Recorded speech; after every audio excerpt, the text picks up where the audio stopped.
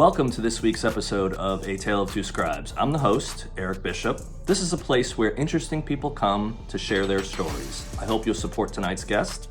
As for myself, I'm a father, author, travel enthusiast, and lover of the outdoors. If you'd like to see some of my creative works, my novels, please go to my website, ericpbishop.com. Thanks for joining us tonight, and enjoy the journey.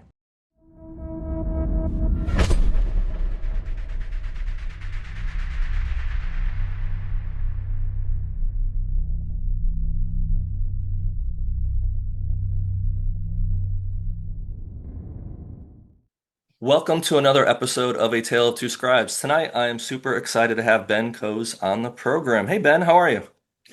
Hey, how are you, Eric? I'm Good doing to see great. you. Thanks for Well, having me. yeah, thanks for coming on. It's been a hot minute. Um, I wasn't going to lead with this, but I will say back in the day, 2021 or so, we had some DMs. And I read through some of them getting ready for this. There were some fun DMs. It's probably been that long since we did it, but Really?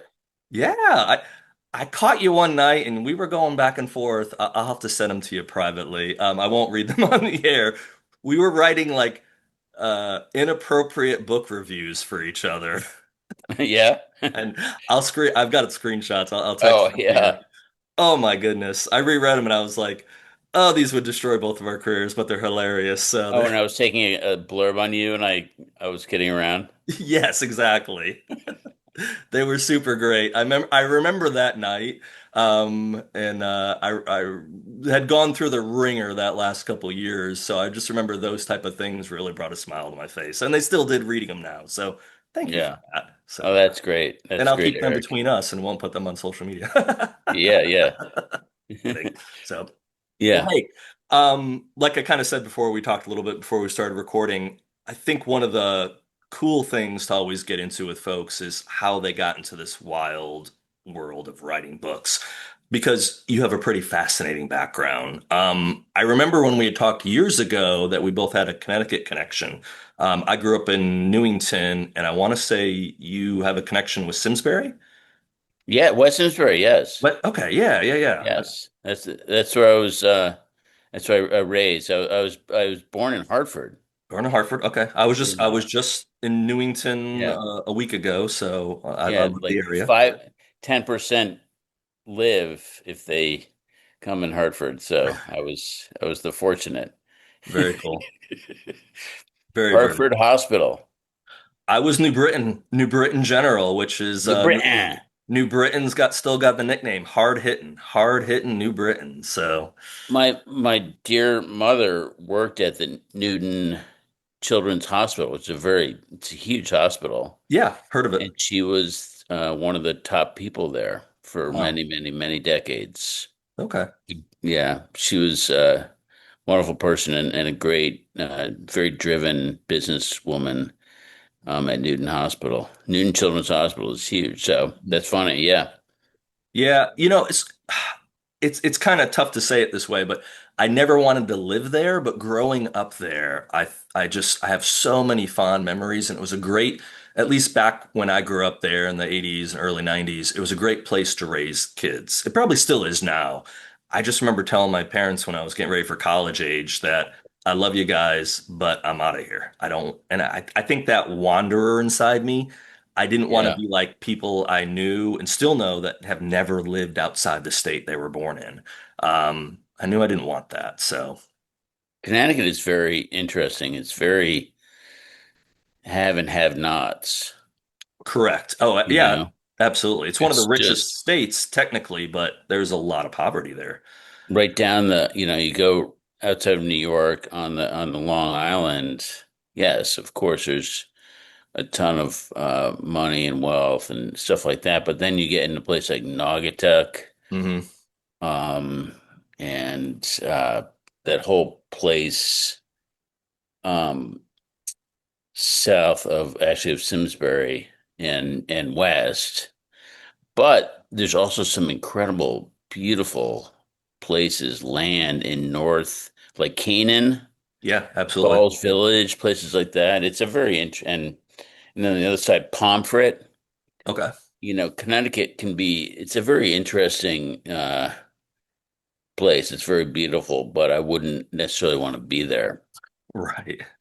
I when we were there this recent trip, we went down to visit my aunt who's out near down near Old Saybrook, so on the water. Went to the Long Island Sound and stuff. And people that haven't been in Connecticut or don't much about it, I think have the feeling it's just a suburb of New York or Boston or whatever, and it's just a big city. But you get like 20 minutes from my mom's house, and I mean it's country. You'll see farms, you'll get out you back. There's still gravel roads depending where you're driving. So I used to spend a lot of time down towards Haddam and stuff, which was where my aunt lived at the time. Yeah, Right off Connecticut River. They had a nuclear power plant actually back in the day.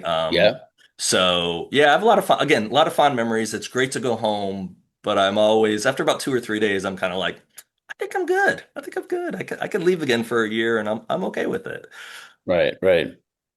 So growing up in Connecticut, and then talk about what was your thoughts for college? Where was Ben? What was he wanting to do? Where were you thinking of going? I'm sorry, say it again. College. So after growing What up, I did in college? yeah, where did you want to go? Where did you end up going to college, and what was your Oh, thought process about your future? I thought you were saying that maybe I'm about to go into college. I'm like, Oh, oh no. No, I went to Columbia, okay. in New York. I went to a boarding school in outside of Boston.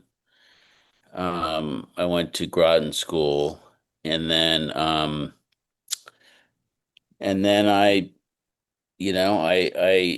went to applied for Columbia and got in and Hmm. I had a great time. Yeah. I learned a lot about how to write then Hmm. there, and I had the same professor who was very, very, his name is Raymond Kennedy. I don't think he won the Pulitzer, but he got in, he got competition for a Pulitzer. And so his Okay. name, anyway, he was a wonderful Hmm. um, professor, and we would go there, and every week there'd be a group of like 8 people, and you had to get in and write down before every meeting, every class, and he would read it, and he would go down and he would make everybody read that short story from the people who wrote it. Hmm. So he forced people, even if you're shy, to do it. And then he would say at the end of this whole thing, and it would take several hours, and he would sit there smoking cigarettes all the time. I mean, this guy was like, he just had the biggest wrinkles you've ever seen. He looked like he was like 140. And at the end of every day or every class, he would say who wins, and he would Hmm. say who wins for this week's short story. So there was that competition there, and it was a wonderful time. And there were a couple of really great players or writers at the well, I call them players because we're it was very competitive. But Hmm. two of the people in that class, one of them became the he started writing and was the beginner of The Simpsons, and he retired when he was like 30. Oh wow. And this other guy has he didn't win the Oscar, but he was nominated for Capote. Yeah. Yeah. Okay. So these guys were very, Hmm. very good writers. Um, You had some I'm stiff pro competition. yeah, I'm probably more jealous of Brent, this guy who won the Simpsons, because he was done when he was like. Of course, I hope he's still alive, but who knows when you make that much money? But Yeah, at he, that he age. still makes money every time it's on. It's on. He makes money anyway. But then that at that senior year, I won the writing prize. I beat those guys, Wow. and it was based on the professor who did Hmm. that. So I was very proud of that. So it was a good good time at Columbia. Met some good friends there. Hmm. Met some wonderful friends that I'm still friends with. Yeah, that's Just cool. just argued with one of my roommates yesterday. So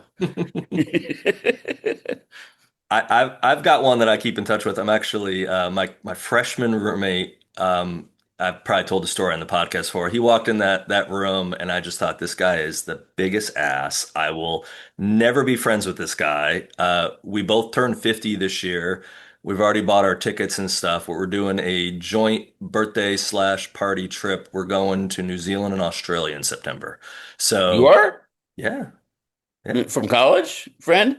Yeah, he was my roommate my freshman year of college. Yeah, we're still Wow. he actually so a lot of the not all the stuff, but there's definitely elements in my military stuff. So we were talking offline about the Body Man. My military more focused books are the Omega Group series, and I don't base stuff on him, but I do take some of the stories he's told me and I use that because he actually dropped out of college, joined the army, and within 4 or 5 years of the army.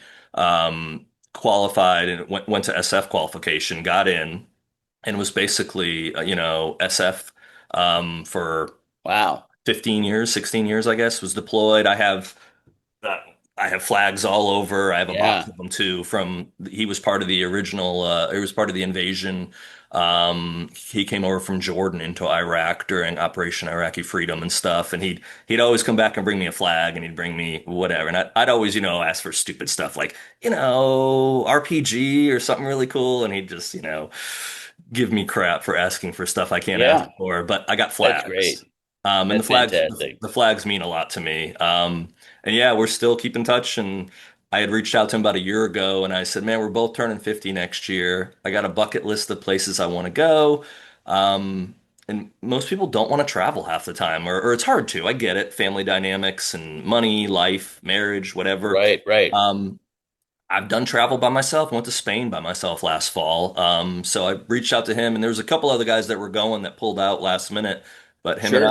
him and I finally we have our Hobbiton tickets to go to Hobbiton, and we got our flights. We're still figuring out our itinerary, but yeah, 2 weeks and 2 weeks in Oceania is coming in September, and I'm looking forward to it. So That's awesome.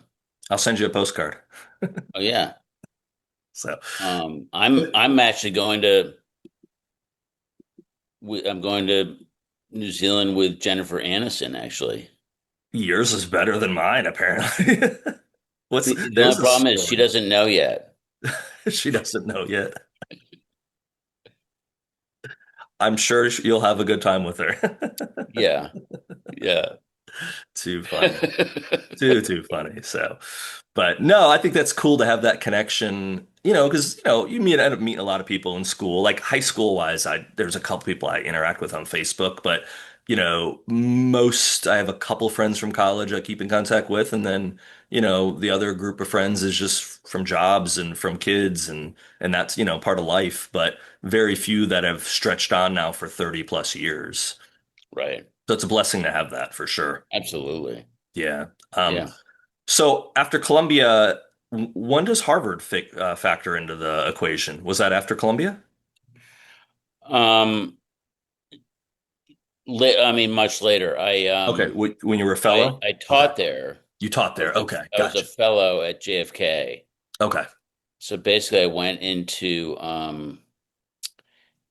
in politics and government. I went to work at the White House. Yeah, I want to talk about that one. Yeah. Since I write about the White House, it's like I got an inside scoop here. So Well, oh, it's not. It's actually incredibly boring, but it's cool. I mean, it is cool to have worked at the White House. It was yeah, really a special time. But right.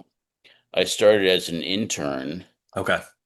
during between junior and senior year at Columbia, and then after I graduated, I went and was hired to a guy who was working at the White House and was one of the studs at the White House Hmm. when Reagan and Bush were there. And Bush now was the president. Okay. So I went there, and then I was they basically, they saw my writing and my skill and also wanted to do more than simply a staff assistant. It was an Hmm. opportunity to like skip forward a little bit and so I wanted to be a speechwriter. So I was a Hmm. speechwriter. I was a White House speechwriter appointed to Hmm. the Secretary of Energy, Okay. a guy named Admiral Watkins, and he was a tough guy to work with. He was the former head of the he was of USN, so the Joint Chiefs, Yeah. and now he was Secretary of Energy, and energy was really an very very interesting, very complicated position because not only is it oil and energy Hmm. that's really kind of small compared to they build nuclear bombs, Yeah. so they build the nuclear bombs and then defense, takes care of it at that Right. point. Anyway, that was so I spent there for about a year, Okay. um, and it was the Secretary of Energy, the Admiral was really kind of a tough guy. Hmm. He worked for Admiral Rickover, Okay. um, and who is the nuclear. He really started the nuclear navy, Hmm. and admin. Anyway, he was legendary. Hmm. Admiral Watkins told me he would go sit down with Rickover, and am I the right name? But anyway, he was on the seat in front of his desk, and he would cut down the front of the legs, so he was leaned down like that all the time. What in the world? Rico, yeah, he was a tough dude. Yeah. And Admiral Watkins was he wasn't the nicest person in the world. Hmm. I can remember at one point reading, it was like my first speech, and I put a joke in there. Oh no. He wasn't laughing, He was was he? going somewhere, and he calls me, and I was like down all the way, this wrong quarter. It's a huge building. Get down to the Admiral's, like the suite. Hmm. I get in there, he's on the phone, and he's like, I barely knew the guy, and he holds off to he's like, he held the speech, and he goes, if you ever, he's like, if I want a joke, I'll write my own goddamn speech. And he crumpled it up and threw it away. Oh my goodness. He was a tough dude, He was a tough dude. but it was You cool. didn't put any more jokes in there. You learned. I saw some cool things, and I Yeah. saw like Anwar, Hmm. um, and I went. Probably the coolest thing is I went to the speech at the University of Alabama, and I was right down near Harper Lee, Okay. who was sitting next to Admiral Watkins, and that was really cool. Hmm. And that was really kind of fun, and I like Alabama actually. So anyway, that's what happened there. I Did went you there, get? and then I was recruited. A headhunter came, and I was asked to go work for T. Boone Pickens. Yeah, yeah. I read about that in your bio. Right. So I did that, and that was completely different and a lot of fun. Hmm. He's a very nice guy, very, very, very smart, and and that is when so I started there at Mesa at T Boone Pickens, Did and you that's really realize with being in that environment with the speech writing and just kind of, in that circle of power, you could say, and then going into the commercial sector, did you quickly realize government wasn't for you, that you would much rather be, or was there any part of you that missed it once you got out of it? I know you weren't elected official, but you're around a lot of influential people, obviously, and just where you're working and stuff. Yeah, I wasn't, well, actually, at that point, I was interested in running, Okay. in running for Congress. I was recruited by the Hmm. RNC Okay. from, and so I was the asked to be the executive director of the state of Maine Republican Party, and I have a lot of roots in Maine. Okay. And the idea that was in 1994, and the idea was to be the executive director, but at that time learn fundraisers, media, press, stuff like reporters, and really learn politics Okay. in 1994. And so and the idea was I was going to run in 1996 about a guy named Tom Andrews Hmm. who was in Congress. There were two Congress people. On the north was Olympia Snowe, Yep.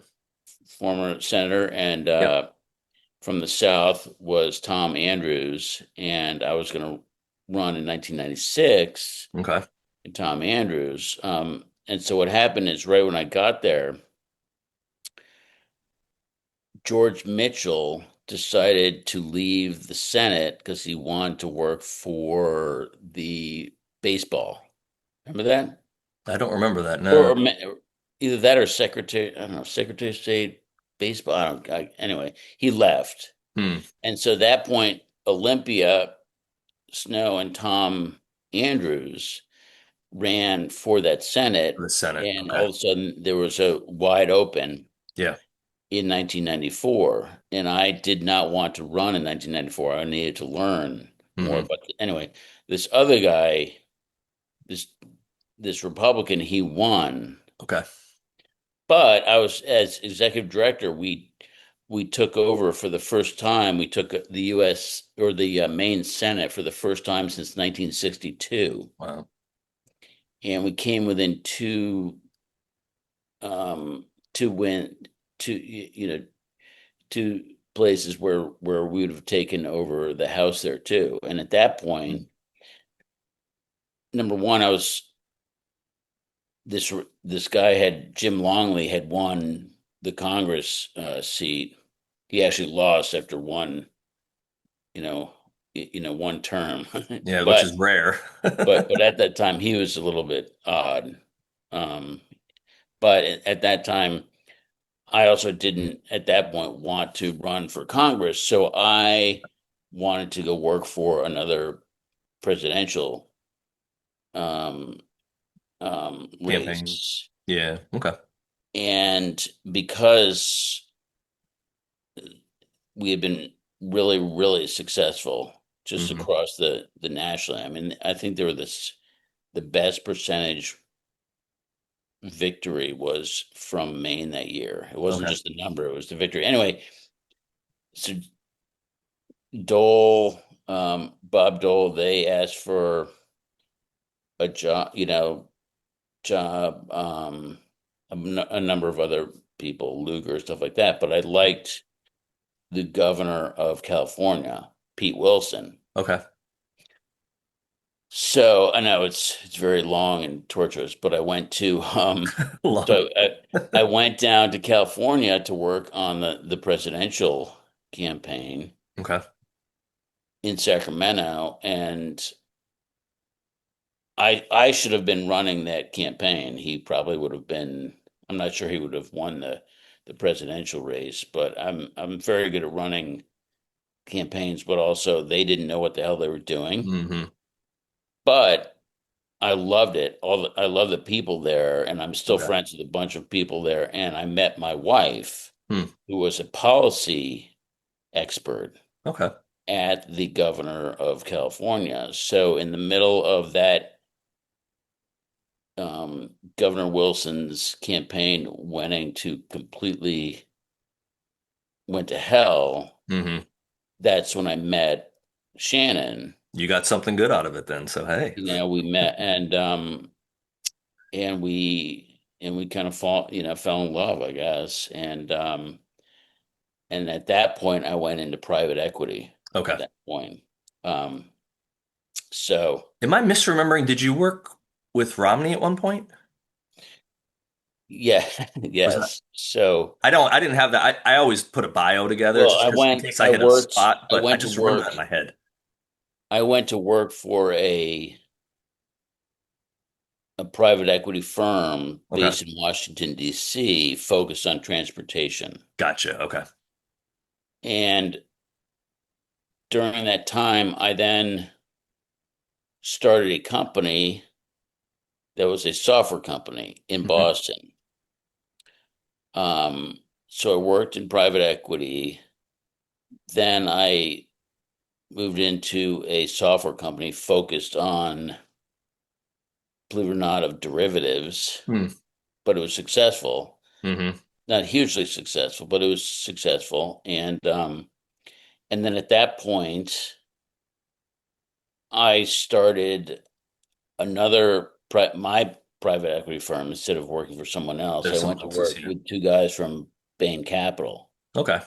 Um, and right at the beginning, Mitt Romney called and asked if I would come and run the campaign for governor. Gotcha. Okay. Basically, he had run this for the Senate in 1996. He had lost Hmm. against Kennedy, and so Romney wanted someone to run the campaign in 2002. He wanted someone who was private sector expertise. Gotcha. So, and so I basically took a sabbatical, if you will, from the private equity firm that I already started, Right. right? And that went very well. We won, even though it was like 13% Republicans in the state of Massachusetts. Hmm. Met a lot of good friends. Mitt's a great guy. Um, then I went back into Back into into private private. equity, and I Okay. stayed there until really until I mean we still have investments Hmm. to this day. So, but it has been migrated a little bit in terms of focus, but Sure. um, yeah. So that's what happened, and it probably it took almost describing it almost took as long as I actually did As it took the did. it. Well, it's the amazing thing that the people, especially I love talking to writers, just the journey they go on. Because I've met a couple people that very early on wrote a book, got it published or whatever, but for the most part, most of the people you interact with, they've had the better part of a career before they ever get something published. And I think overall that's a blessing because I think from the standpoint of having life experiences to put in your books, yeah, you're making stuff up, but you're also gleaming a lot of real world experience you've had. So you're able to make, I think, your characters more authentic. I'm sure you've got a few Dewey stories based on being around DC and seeing some crazy stuff that you use to mold different characters, of course. But Yes, I think that experience helps with writers. So the fact that you had the experience you had in DC on campaigns, private equity, and all that, and then you decide to go down the path while you're still doing that, you decide, I'm going to write a book. How did that happen? How did Dewey come to life? that's a great question.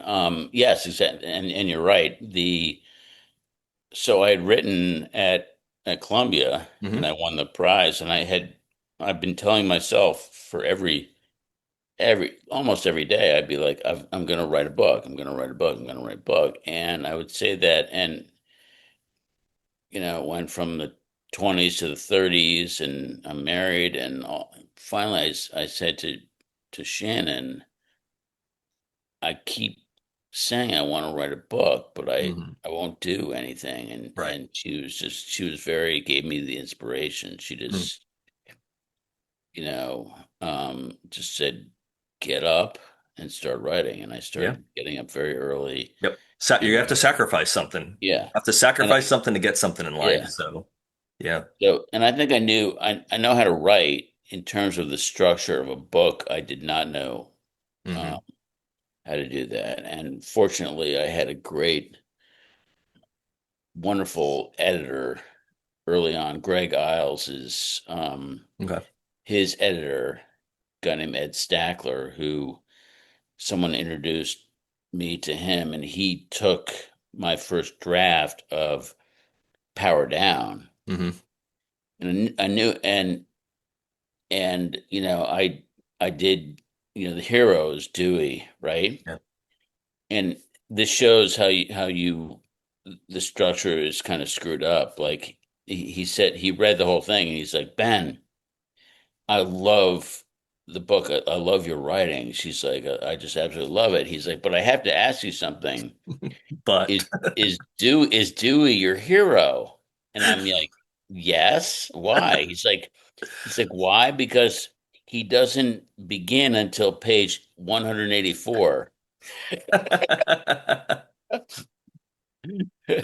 that's hilarious. Yeah. So I needed some education in terms of how to writing a book. Yeah, But I think what I'm good at is definitely I think I'm very good at White House and government sure. generally.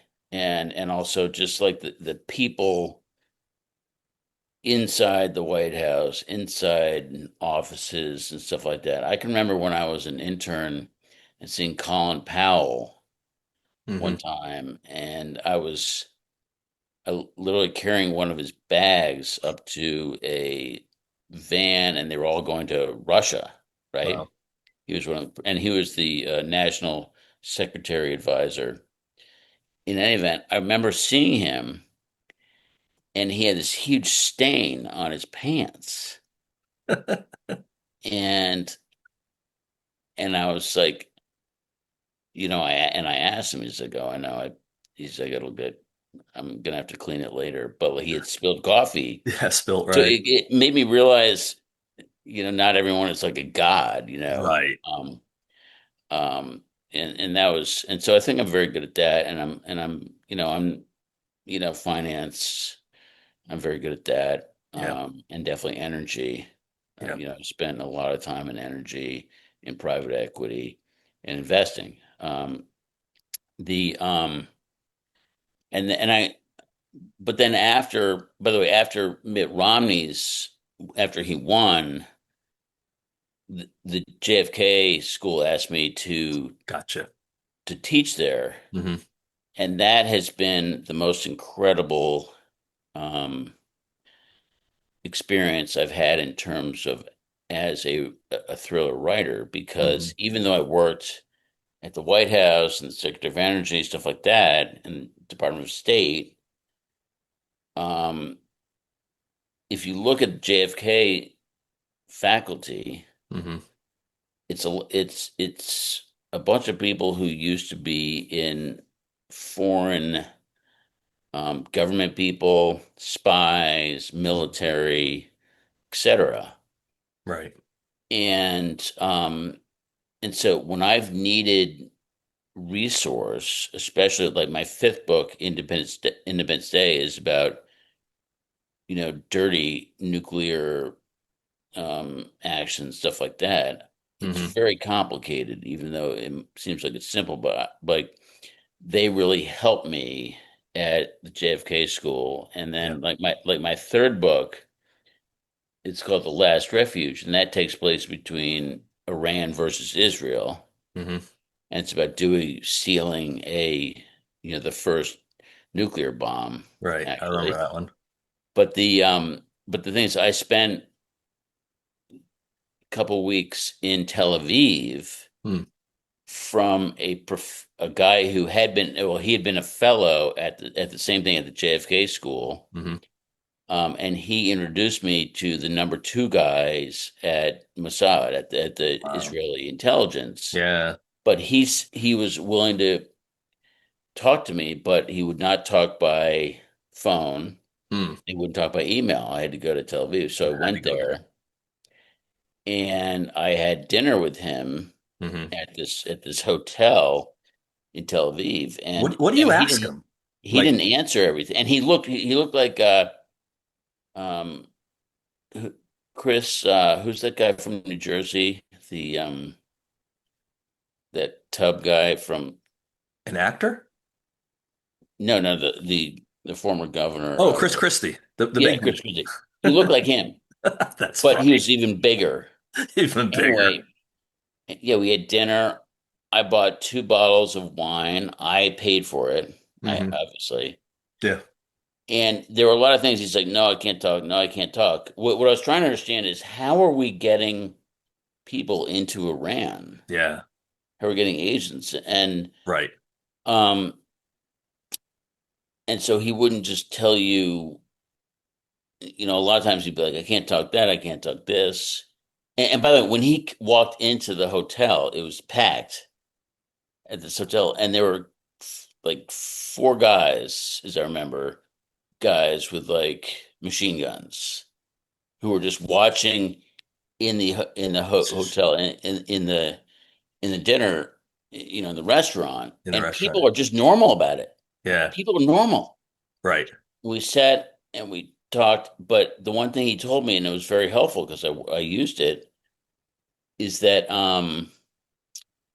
so it was a dinner. I remember it was a Wednesday, but on that Monday, do you remember that nuclear scientist died from a limpet bomb at a car? It was a bomb some tacked into a car and blew it up. So the head of Natanz Hmm. Sounds in vaguely Iran, familiar. Okay. yes, he and his wife got killed in this bomb Gotcha. on this Monday. So we had dinner at a Wednesday. Oh And no. so I'm sitting there, I'm like, oh shit. Like Yeah, I'm here in the wrong I do time. not feel good Yeah. being at this. But if he's safe, I'll be safe. Anyway, the Right. so he so it was really fresh to the fact that we had gone and killed the head of the nuclear scientists Hmm. in Iran that at that time. And so he told me that the money comes from, he's like, and generally the money comes from the CIA. Hmm. The strategy comes from MI6, and the Mm. action comes from Mossad. From Assad, yeah. And he said, but they all work together. Hmm. And he said the guy, everyone says that the guy who started that bomb in Iran was like this 18-year-old guy Mm. in a motorcycle. And he said no. He said because the news had said that Right. he said it was a 16-year-old in a moped. Mm. He said it was the Kurds. I mean, it was very simple. Like basically, they go into the Kurds, in the refugee centers Mm. at the Kurds, and they bring them. First of all, they're run almost like military, even Hmm. though they're in refugee Yeah. centers, right? Right. They'll bring them out of there, and they'll bring them and train them Hmm. in places. He wouldn't tell me that, but I'm guessing it's different places, but especially Africa. Hmm. But in any event, he told me about that when I was writing this book. How do you break into Iran if you don't look like an American? Yeah. And Right. Exactly. he explained it. Yeah. Yeah. Anyway, That's fascinating. it was, and it was a fun trip Hmm. to to learn To learn. Yeah. about what happened, and also I probably could have just made it up, but I was always proud about the fact that I understood that. It Sure. was like that. It's always the um nuclear terrorism, not territory terrorism. When I learned that from the JFK, Hmm. I think I spent almost 2 months, not every day, but 2 months, probably 3 days a week, Hmm. meeting different people. And by the time I finished Independence Day, I feel like truly nail the Yeah, nuances of nuclear terrorism. right. And I always, I just always think of it like it's like an iceberg, like content. Your idea is that you have to learn everything like it's an iceberg, and Hmm. then the book that you're writing is just the tip above Just the the tip. water. Yeah, Because if you go too deep, it's going to turn into a shitty book. It's going right. to be too boring. Yeah. Um, you know, and my next book, Hijack, is a lot of aviation, and there was a lot of research on that. A lot of, but you can't use all of that because it'd be, Sure. yeah. Anyway, You never anyway, know though when you're going to, so you almost become in some ways not a subject matter expert, but you get fluent in whatever you're looking up, EMPs, nuclear devices, spycraft, whatever. And if you invest a lot of time in it, at least in my opinion, yes, you end up forgetting stuff if you don't use all of it, of course, but I think it will weave itself as long as you stick to writing into future stories where that stuff will be like, ah, I looked this up before. So even if you have to go refresh yourself, you've kind of built that, like with education, you've kind of built that foundation that you have right. to work off of. And I definitely think from you talking about going to Tel Aviv, at least for me, I'm speaking for myself, but I think for plenty of authors, if you can get boots on the ground in a place, even though you're right, you can probably make it up because if you're a writer and you've published books, you probably have a wicked imagination. But I think there's a air of authenticity that comes from going to that country, going to a restaurant there, eating the local food, talking to local people. And I think that will come out in the story. Maybe people won't appreciate it, but I guarantee you, like I got a compliment years ago. I think it was after Body Man came out, maybe Breach of Trust, that a Hmm. couple people from DC were like, these places you're mentioning, you've clearly been here. And I'm like, oh yeah, I haven't been to all those restaurants, but I've been to places like that, or I've been around. I lived in Richmond, so we'd go up to DC on the weekend, go to Smithsonian. Unlike you, I've been to the White House 3 times, but I've done the Common Man tour. So one day I'm going to sit behind the Resolute desk, not as president, of course. One day I'll sit behind it. I don't know how that will happen, but I'll get to knock that one off. And when I write about it in future books, I'll have a little more authenticity there because I have felt the wood grain and I'll have a little bit more to go off of. So Yeah, no, no, you're right. You're right. The authenticity, and I think it's using kind of real, sometimes even mundane and humor. hmm. Those are things I think that take information, it's almost like when you're getting um a pill and putting jelly around it, you know what I Hmm. mean? You Right. have to take through this information in the best way to get it instead of just very antiseptic way of doing it is to using humor, Hmm. Absolutely. and I do try to use humor with my books all the You time. do. Dewey uses a little sarcasm too, but that might have rubbed off from Dad, from Ben. So there's nothing wrong with that. So. But I also think Exactly. too, the other thing I was going to add to that is besides having that authenticity, I will say, again, speaking for myself, it's really damn cool to go somewhere and travel and then be able to write about it. Yes. I think to be able to have, and you don't always, and some people can't do it at all. I've been fortunate. I had someone the other day I ran into they were like, man, you're always traveling. I'm like, no, no, no. You just see the highlight reels. I travel a couple times a year to some cool spots. I hike a lot on the weekends. And yes, and I'm very blessed to do all that, but I'm not spending a week every other week. I'm not jumping on a plane and going to Paris and Dubai and this and that. It's Right. nothing. It's nothing like maybe one day, but probably not. And that's okay. I'll take the opportunities I have, be grateful for them, and then always look for when the next one comes. Because I'm always kind of thirsting for that next, No, it's adventure. no, you're right, and I've heard that from other writers too. Um, Mark Greeny, Yeah.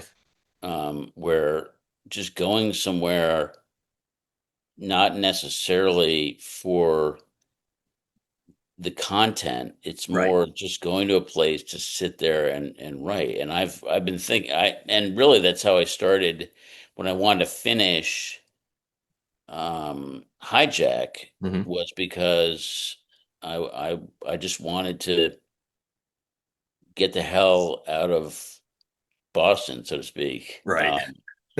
Getting in the middle of divorce, etc. And I thought Florida would be in the middle of the island would be a great place to try and write. And I went Hmm. there. I thought I'd go there for a month, and so I've been here for a year. For a Made year, some yeah. good friends, and I it's been very productive. And I think other people do the same thing. I think Israel was more content based, Sure. um, but I'm not sure if was necessarily better. I mean, it was better from the perspective from the for me as a person. Right. I'll never forget Correct. with I have his name. I'm not supposed to talk about him. Yeah, don't talk about it. I don't know if he's, but The guy I that looked like Chris Christie. well, I do put him in my book, like in my next book and the last book. I always have this guy who is the head of Mossad, who is the same guy Yeah, that exactly. I describe him. He's got a little, he looks like Chris Christie, and Right. he just yells. He just pounds people. He's a tough guy. He's a tough cookie. Yeah, so I write that. But anyway, yeah, I think traveling is a great Well, place to do, not only just to learn, but also yeah. to not learn, just to work. Just yeah. Well, you don't know what's gonna connect with you until you go. So like you were talking with Mark. I know Mark. I don't. I've met Mark personally. I've had a meal with him one time and stuff. Super great guy. But I know he does a lot of that where he'll go to a spot and then I think kind of the inspiration might even happen after the fact. So I had last summer. I think we talked offline or whatever, or maybe I guess when we were recording that. I was going to Spain and one of my buddies had a passport issue, so he backed out. And I'm like, I'm gonna go by myself. I'd already bought my ticket. And so I did. I just flew to Barcelona by myself for four That's awesome. days. I thought, and I was planning the next Body Man book, which is the one coming out next called Downfall. I figured I would put a former body man and have an abduction take place at Sagrada Familia, which is the real famous church in Yeah, Barcelona. So I booked a ticket for it. I have it already. yeah, Well, right before I went there, a buddy said, "You got to go to Girona." I was like, "Girona?" Yeah, Game of Thrones. So I took a train one day to Girona. And then last full day I was there. So I did Sagrada Familia. It was amazing. I was still thinking, this is where I'm going to put my character. The last full day, I took a bus ride up to the Mediterranean and took a boat up to Tossa de Mar, which is this beautiful Mediterranean city. It still has an old yeah, walled-in portion, and you climb to the top of it, and there is a statue of Ava Gardner there. Well, she yeah. was there filming a movie and Really, having a yeah. torrid affair with Frank Sinatra. So I spent like 2 hours walking around Old Town, and I said, "Screw this! I'm setting it right here." So I Oh, took a cool. bunch of photos, bunch of videos, and 4 months later, when I was home and I got to that spot in the book. I immersed myself back in those memories, and I put the body man That's character. fantastic. Oh, I loved it. And it's a tax write-off too. So hey. Yeah, yeah. But No, no. that's fantastic. Well, Um, let's talk real quick because I want to be respectful of your time too. But you had a little bit of a break here in the series where I think what was it? The Island came out in 2021, and then we're talking 5 years later now. We're doing Hijack. So what kind of happened? And let's dive into Hijack. let's see. Couple things. Number one, I was working, and have continued to work Mhm. outside of writing, Right. um, including, as I told you, um, my first software um, software firm. Um, I've I started working essentially this will be my third book Gotcha. now. However, it's very, very complicated. Hmm. Uh, and I'm not saying every book is complicated, but there are a lot of reasons why it's complicated. Um, but so that happened, and then probably the biggest thing is that I was skiing with two of my kids, two of my Mhm. sons, January, um, kind of a like after the starting to work on the company. I got meningitis. Hmm. Okay. Um, when I was so we're driving to Stowe in the middle of in a blizzard, and all of a sudden I pulled the truck. I have a pickup, and I pulled over to my son Teddy. I'm like, Teddy, you need to drive. I can't see. Hmm. And the next time I really understood what was really happening was probably at least a month later. Oh, wow. Okay. So it turned from meningitis to sepsis. So, okay. Wow. I took my last rites. I took 10 operations. Man, I didn't know any of this. What in the world? Wow. But sepsis is like 40% of people who have sepsis die. Don't recover. Yeah, exactly. I spent 6 months in the hospital, Wow. and I spent that entire year. I mean, even a year later, I couldn't walk and Hmm. I could barely talk. Wow. All started from meningitis, basically. Or that's was the Really, initial. I think, I mean, that's a great question because I think so, but it Okay. ultimately the meningitis came from the Cleveland Clinic Hmm. and turned into sepsis. Okay. But I have had open heart surgery. Right. Remember you telling me about I that? was born with it, and that was in 2013. I had mitral valve prolapse, and they had to cut Hmm. into my heart then. So I've already had a experience with dealing with heart issues. Hmm. This was in a way related, but basically the meningitis started because basically I had a stent put in, Hmm. and I believe that brought the sepsis and meningitis at the Okay. same time from the Yeah. Cleveland Clinic, and that doesn't turn into where you realize it's coming for is probably 1 to 2 weeks later. Okay. So Gotcha. that happened right around Christmas at the Cleveland Clinic, and then I was, a week later, I was in Stowe, Hmm. and I was completely out of it, and it was horrible. And sepsis was the most painful thing I've ever. Hmm. You can't Experience. imagine. Yeah. Um, and then after, and so it was a very uh, tough situation. Yeah. Well, that's a long, you've had a long, you had a long recovery with it, obviously, too. So that would definitely explain why, you weren't coming out with a book every year, basically, which is what everyone always wants to say is, why is that author coming out with a book every year? And it's like, life happens sometimes, or, Well, I knew. Well, yes, no, you're totally right. I also in the at the same time, like when I started the island, and I was discussing with my agent, I was I did not want to write another.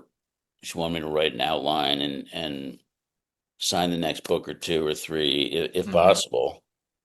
Um, I wanted to write. I've been thinking about a trilogy Yeah. that I've started. I don't know if I told you about that, but I I started think a you did tell trilogy. me about it, but yeah, if whatever you're willing to say, yeah, absolutely. It's called Canyon, Hmm. and that takes place between 2094 and 2096. Hmm. And I'm probably, I would say, 60,000 words into it, Okay.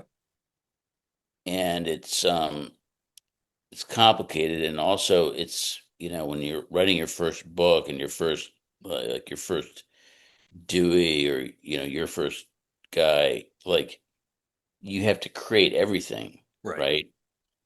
It's With you're Canyon, creating a world, it's yeah. it's a complete new narrative and plot stuff like that.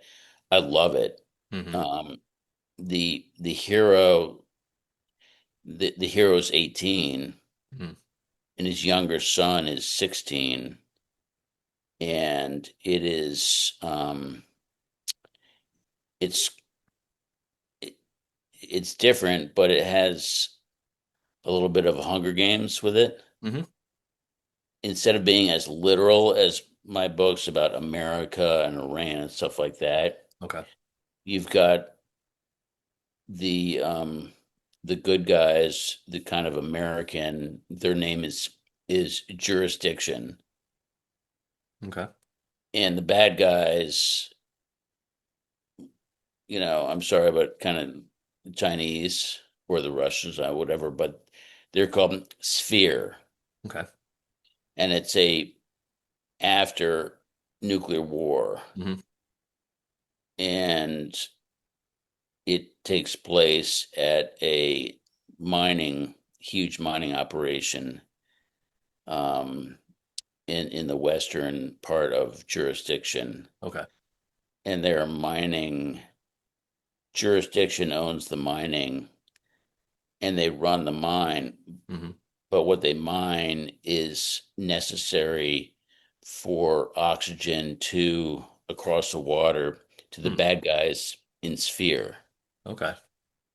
Um, Very interesting. so and it's so it's I think it's and I think it's yeah, I think it's good. But that took a bunch of time. I should probably Yeah. say that took some time that Sure. um um and I think right now, as soon as Hijack comes out, then I'm gonna try and finish Canon in the next couple of months. Absolutely. You should. The creativity, that's what I love is that when the creativity keeps going and even going different directions. I know publishing industry wise, especially if you have, like yourself, New York Times bestseller, what do they want you to do? Write another New York Times bestseller. And especially if you have a character like Dewey that resonates with people, keep writing Dewey. And there's nothing wrong with keep writing Dewey, but there's also nothing wrong with saying, I got another idea. I want to do something completely different. And that's the right answer. If that's what's the answer for you, then that's what the correct answer is, in my opinion. Thank you. Yeah. I appreciate it.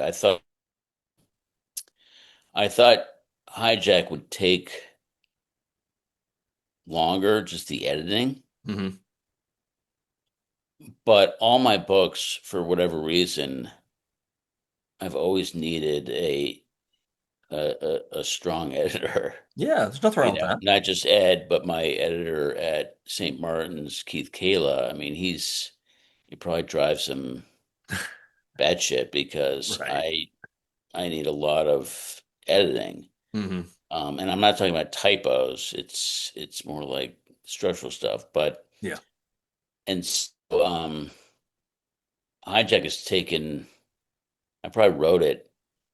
I was probably done by the end of September. Okay. But the editing has taken a while. Yeah. Part of that is the remnant of health issues. Sure. Understand. Um, but anyway, yeah. So everything, but it's all good. I'm psyched about Canon. I'm psyched about. I think Hijack is wonderful. Hmm. Um, I think it's tight. Um, I know when you put the stuff on Facebook, I don't remember if it was a month or two back. I saw the post as well, and then I'd reached out to you soon thereafter. But the responses that people were putting out there, like because that's one of the questions I've gotten over the years of doing the podcast and talking to the authors. They're like, where's Ben? And I'm like, I used to talk to Ben not all the time, but I talked to Ben. I was like, I don't I know what's up know. with Ben. And I think I emailed you a couple times in the last few years here and there. Well, But but people want more Dewey. And especially and it's you told me one point, you said I'm a tough guy. And the more I've interacted with you, I'm like, yeah, that's where Dewey came from. I see Dewey's incarnation. Even if you can't do all the stuff Dewey might be able to do, you gave him your toughness for sure. So Well, it is. Well, thanks for asking all that. I mean, I think um, it's I'm kind of shy, so I'm not naturally, like the idea of starting um, a podcast like you've done, which is I think is amazing, is awesome. it's I fun. can't imagine doing that. You know what I mean? Yeah. Um, It's not for everybody, that's for sure. So yeah. I'm just doing it. I'm expecting a Rogan deal to pop in my lap one day, which that's a complete joke, Wait, obviously. say that again? I said I'm waiting for the Rogan deal to pop in my lap, but that's a Yeah. joke, obviously. I enjoy talking to other authors. It keeps me fresh. It keeps me kind of engaged because as you know, writing is a very solitary thing. Yes, you might bring in an editor or you might have people to Yeah. bounce ideas off of, but at the end of the day, it's you and your story, and that's all it is. And that could be all it is for a year, maybe, or a very long period of time. So Yes, it's definitely yeah, and no, and like when I see friends here in Florida and other places, it's like not only is it you're alone writing every day, mhm. but by the time you're done and the editing and it comes out, you don't give, you're sick of it. Right. Like my editor, Keith Caleb at St. Martin's, when I when Power Down was almost done, and I remember I said to him, I was like, Keith, I am so sick of this book. I hate it. And he's like, Ben, you know when the writer is sick of every word, it's ready to be It's published. ready to be published.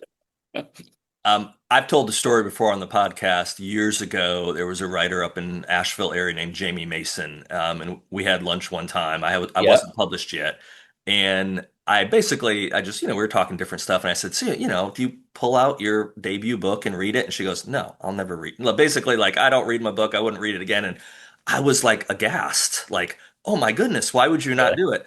And then The Body Man came out. I do look at the Body Man, but the reason I look at the Body Man is my Kindle version when I'm doing a search going, what did I name that person? Or where was this particular scene set? Because I can't remember from 6 years ago now. Besides that, I don't want to read that story again. I don't probably will never read the story again. And Really? I that's like The okay. Body Man. I do too, but Good book. Oh, I hear you. but to go back and reread it, it's like, no, read it so many times. I So know.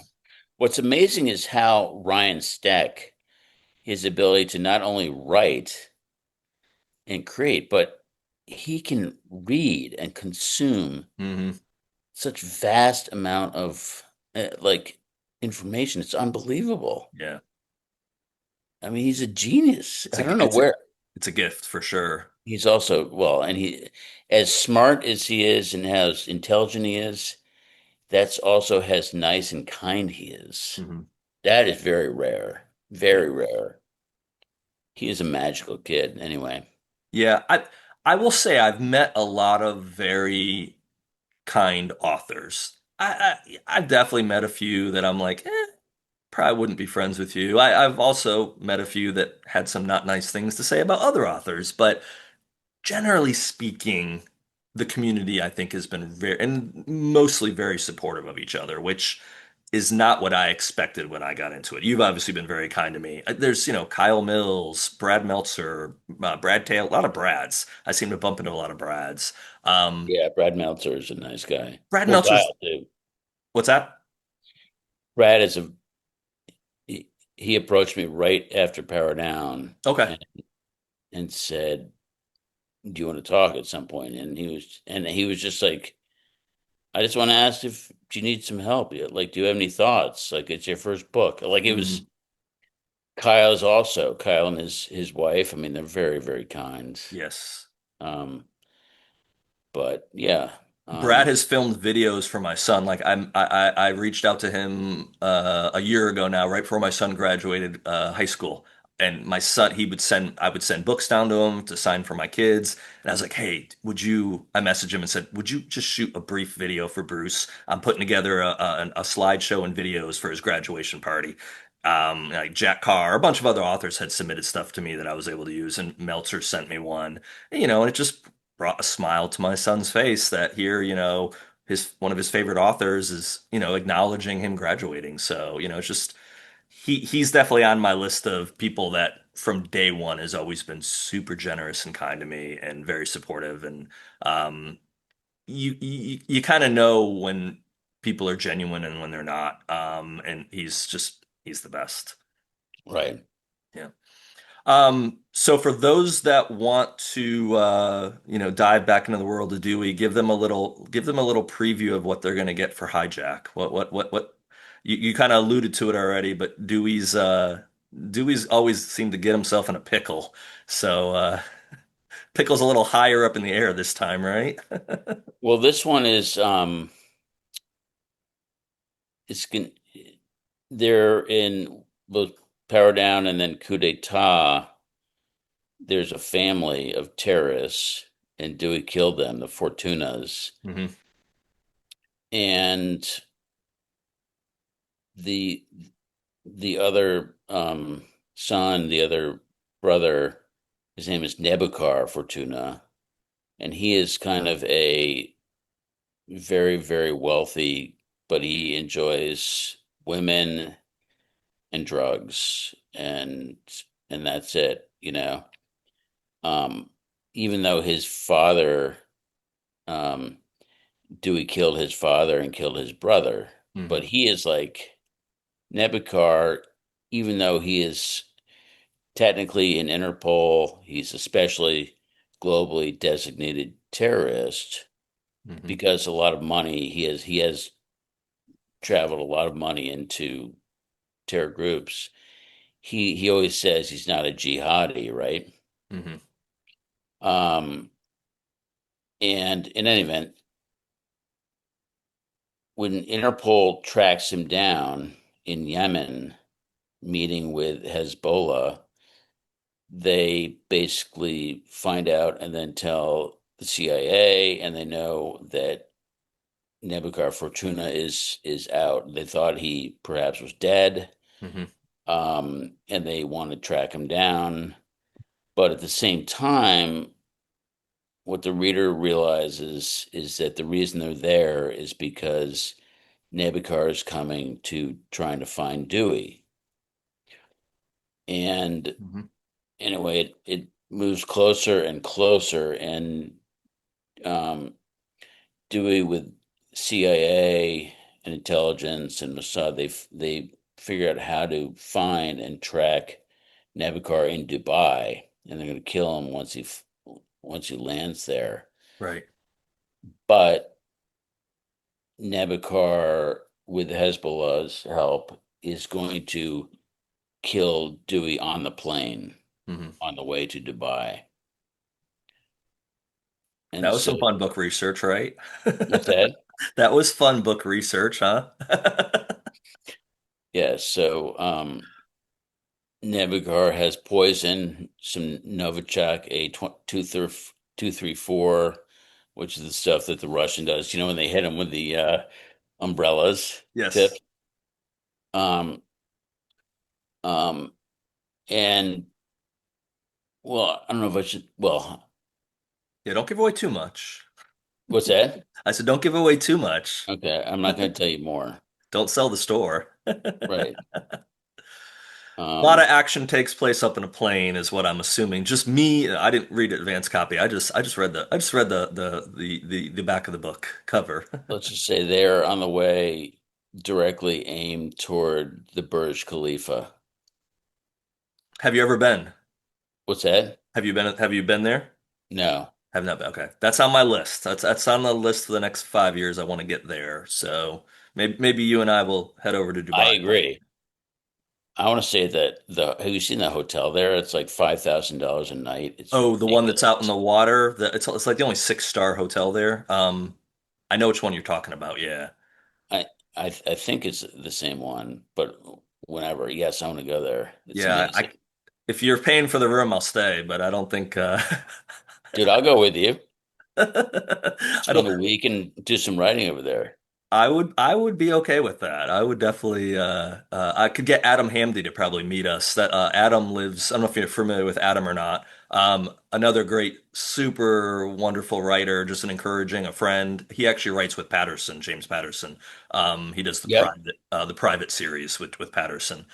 He lives in Yeah. Mauritius, whatever you want to, out in the Indian Oh, Ocean. really? And he's told me like fly to Dubai. You can get them because I'm like, you know how much it is just to fly to your island? I mean, I could fly around the world.